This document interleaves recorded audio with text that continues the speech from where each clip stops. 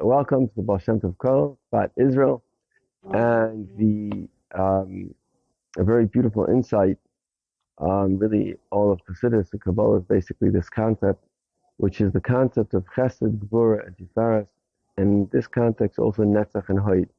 So Chesed is really the state of love, and Gvura is really the state of fear. And it's very interesting because it speaks about Chassidus that you could have two types of realities. You could have like a pulsating love and a pulsating fear, and more of a knowledge love and a knowledge fear. What's the difference? Let's say a person they love their child, but it's not like, oh wow, it's like this, I don't know, maybe if you're at your child's play or your child, I don't know, just finished Shas or something, it's like, wow, that's like the emotion is overwhelming. People that get married, they have maybe a year or so, there's like an overwhelming emotion. And then there's like, okay, once you're married for a while, there's love, there's definitely love. Maybe it's even deeper, but it's not like overwhelming the person where you say love is blind, you can't see anything because you're just in love.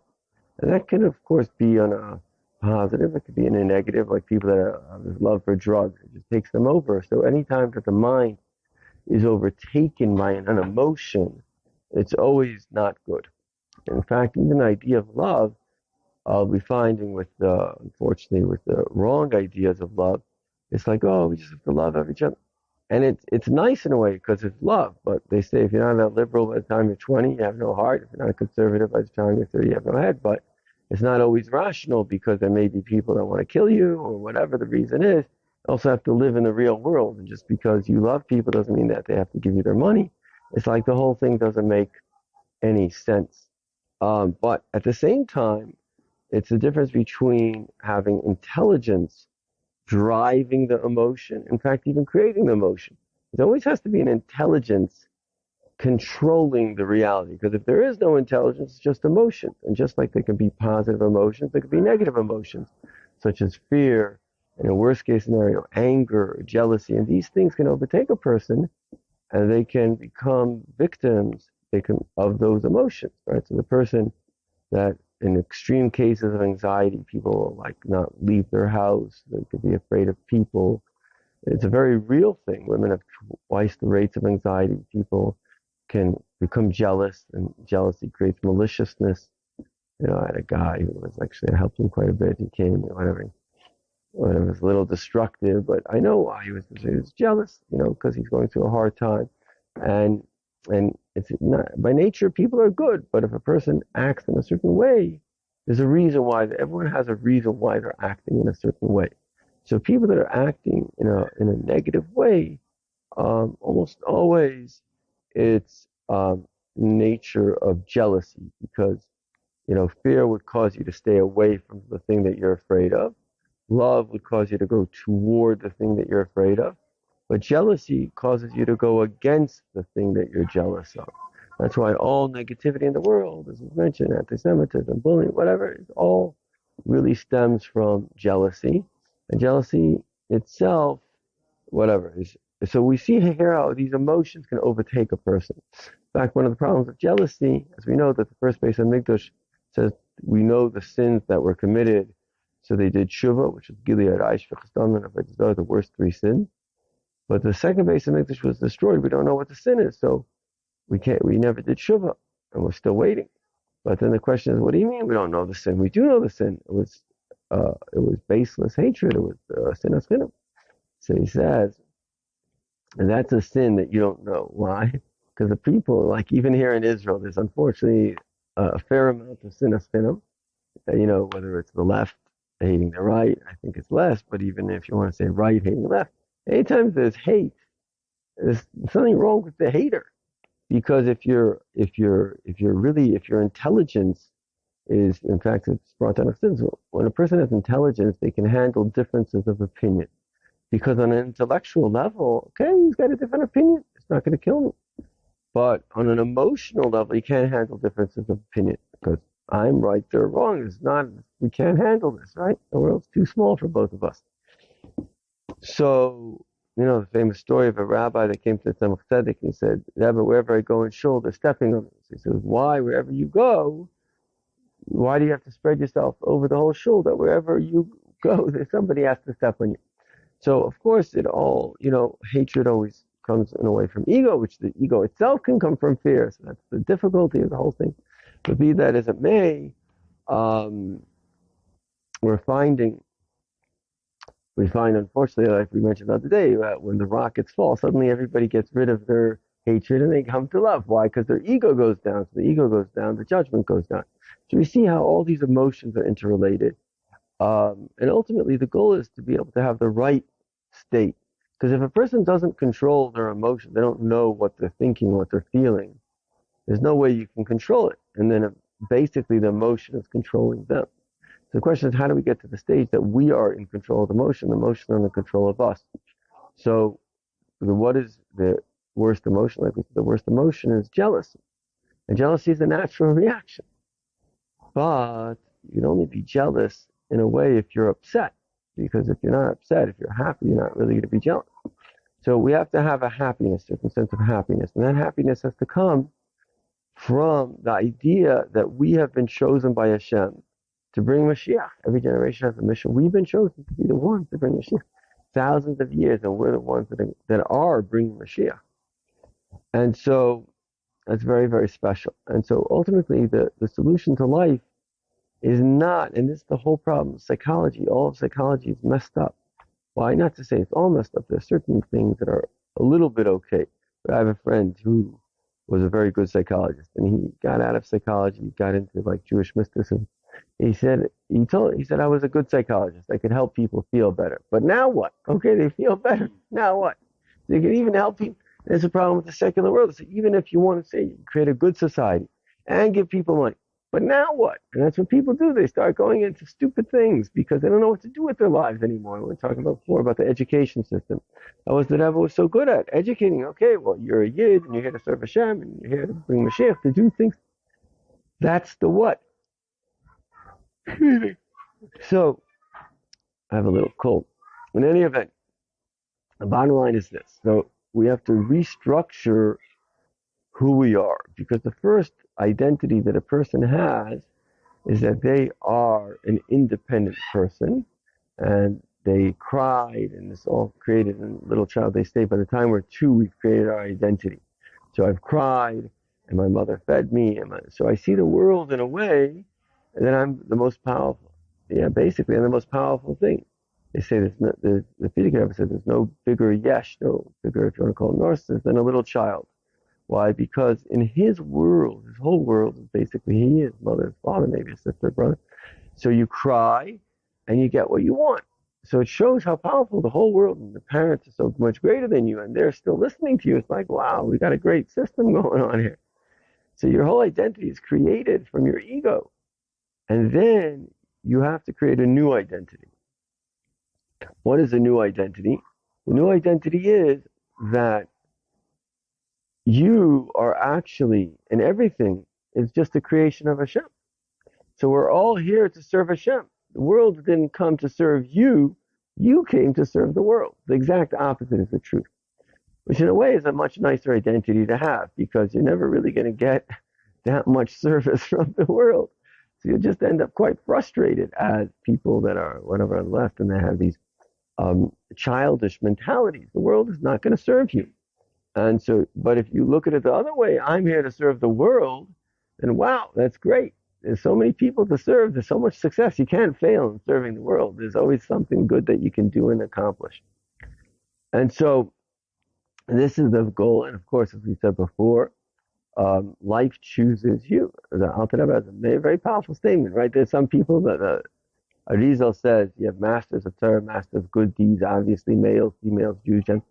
He says, "Kamoi Garal Mamish," like literally, like Hashem said, "Okay, I need a male, I need a female, I need a rabbi, I need a businessman." And he says, "Okay, soul, job." He says, "Boom, boom, boom, boom, boom," and that's it. So, who you are was chosen because this is the role. The world needs the role that you're going to play. If you don't play this role, you see it very clearly. Unfortunately, the left with all their crazy ideas of trying to tell women not to be mothers, they're not even having enough children. There'll be nobody to tell soon your crazy ideas to, because there'll be no one around to hear them.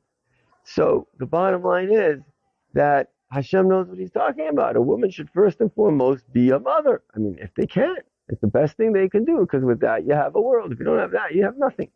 And a man should be a father, and they should help each other, and then they should be individuals, they should grow, and they should be part of society, and whatever, Jew or Gentile, that's what you have to be. If it ever says, even a tree, we know a tree has consciousness. If it wants to be a human, you got a problem, because the humans need oxygen and trees need carbon dioxide. So Hashem, Baruch Hashem, made you into a tree, and you've got a wonderful thing that you're doing. If you just be happy and love yourself and love God, you won't have any problem. So this is the story. All problems in this world come from a guy who regresses into childhood, and the ego goes large, like Obama, just one big ego.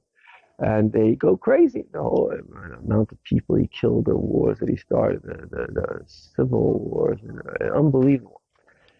So this is all the idea of, anyway, so let's conclude with, okay, so what is the solution? It's very easy to see the problems in life. Like the kunst, the trick is to see the solution. And the solution is very simple. The solution is to know that you're always like a soldier in this battle, the battle of light over darkness. You're always in the battlefield. This world is a battlefield. The darkness is always trying to beat the light, and the light has to beat the darkness. And as soon as you know that, you get a picture of what reality is. And Hashem teaches us how to add the light to Torah mitzvahs and the Rebbe, following the Rebbe. But also, as we said, we're in a time that Hashem communicates directly. Everybody has a personal mission. You could always grow. And that's where you have to use the next two. So you have Chesed and Gvura. Chesed and Gvura, basically, in a certain sense, if they're too strong, it's selfish, it's the ego, so it has to be mixed with Chachma and Bina, mixed with the brain, mixed with intelligence, so it can be balanced. You actually have to have the ego, but it has to be balanced. But then you get to Netzach and Hod. Netzach and Hod, of course, is Moshe Rabbeinu and Aaron. And what is Moshe Rabbeinu? Moshe Rabbeinu is all about, that's it. Hashem said we're going to do it. You see that Moshe Rabbeinu is very, very powerful in the will of Hashem. It goes to Pari, takes the Yidden out. But then you also have to have Hod. You have to have the way of Aaron. That's what it says. Emes v'chesed nifgashu. When do you have truth and kindness kissing? That's Moshe and Aaron. And obviously there's the two pillars. We need both of them. So it's a very important teaching that it's not enough. And this is where religious Jews, and this is where the Beis HaMikdash was destroyed, because people didn't get this teaching in the times of now, times of Rebbe Akiva. This teaching is the critical teaching. It's not enough to be a holy Jew. You also, that's a part from the Kotzker Rebbe. He says, Anshe Kodesh. You have to be a holy human. Anshe Kodesh. Holy humans is what the Eibishter wants. In other words, number one, you got to be a human. It doesn't say Kodesh Anshe, it says Anshe Kodesh. Number one, you have to be a mensch. You have to be a normal person, a nice person, a sensitive person. You have to be like Aaron. We find this very interesting with, whatever. I have a little bit of a sensitivity, so sometimes when I go to different kvarim, I touch the cave, I feel an energy. So I felt the energy of Yaakov. I was very amazed to feel the energy of Yaakov, because it was, I don't know what the right word was, but it was very similar to the Rebbe. The Rebbe, anybody that was with the Rebbe, see, the Rebbe was very much a human, right? He was very much he was on the level of people. The Rebbe Tzimchana said that, she said, listen, you don't know who the Rebbe is, because he's so great, but he's also so simple. He's like your friend, a human. I heard this from I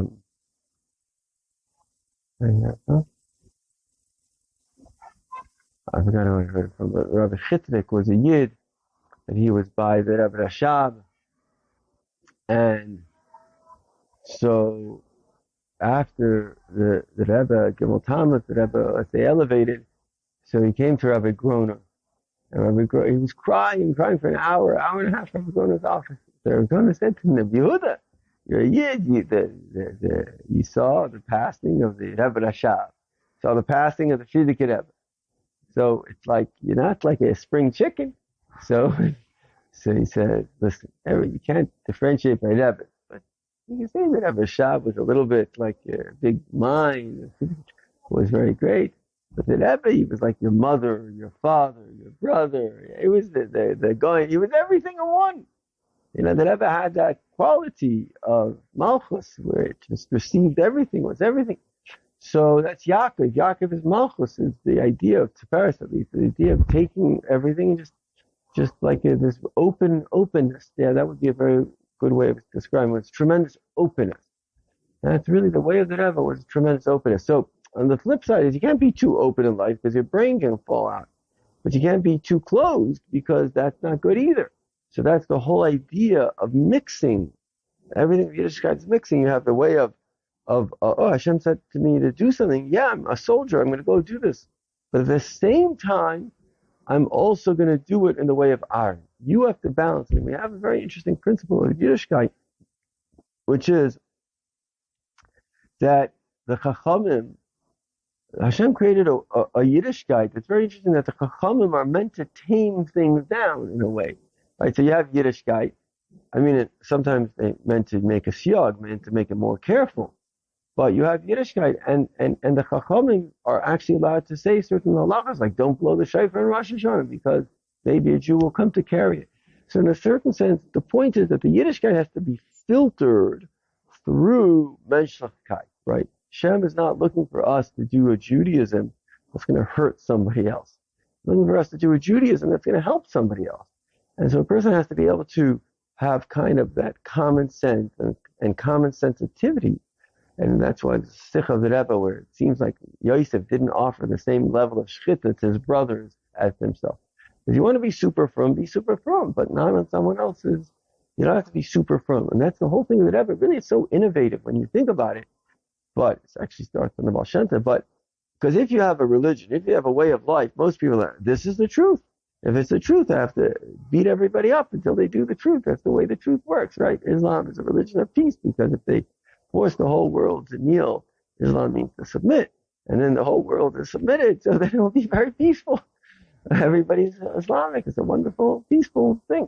So, but in a certain sense, I'm right. And even democracy, ironically, the West made this mistake as well in a certain. We believe in democracy, so we're going to go get rid of the tyrant. We're going to install democracy. That country needs a tyrant because they're all tyrants. They need a tyrant. And tyranny is the best thing for that country, right? We mentioned before, Islamic statement: better 1,000 years of tyranny than one day of anarchy, and it's true. So the story is that a person has to have this balance, and that's what life is all about, and having the balance. So with myself, the Rebbe actually says that you have to do a cheshbon nefesh for Chodesh, and to do a cheshbon nefesh for the month. Okay, how is my last month? How do I want to improve it? And the bottom line is that we have this idea of netzach. Moshe Rabbeinu's netzach. If Hashem tells you to do something, you shouldn't waste time. You really are a soldier. You really have to go to. But the same thing is you have to do it through Aaron. It's interesting that Aaron was the interpreter of Moshe Rabbeinu, because Moshe Rabbeinu, in a certain sense, needed an interpreter. He needed that language perhaps to come in a softer way. And so Hashem, with yourself, you need to be a little tough, because you have your body's a little lazy, but still with yourself, even if you're tough, there's enough love. Like the Rebbe says, you only kind of do tough love when there's real love, like a father to a son, where everyone knows it's only out of love. But to a fellow Jew, you can never come with tough love. You only can come with real love, sensitivity first. And then you're mixing the two. In a way, it takes a lot of humility. It's very easy to be tough because you can come with your ego. You're such a big shot. You can tell the other person what to do. It works nicely. But the sensitivity, you have to be the humble, like Chabad. You have to go and you have to ask the guy you're Jewish. You're humbling yourself to them. But this is the correct way. L'chaim v'levracha.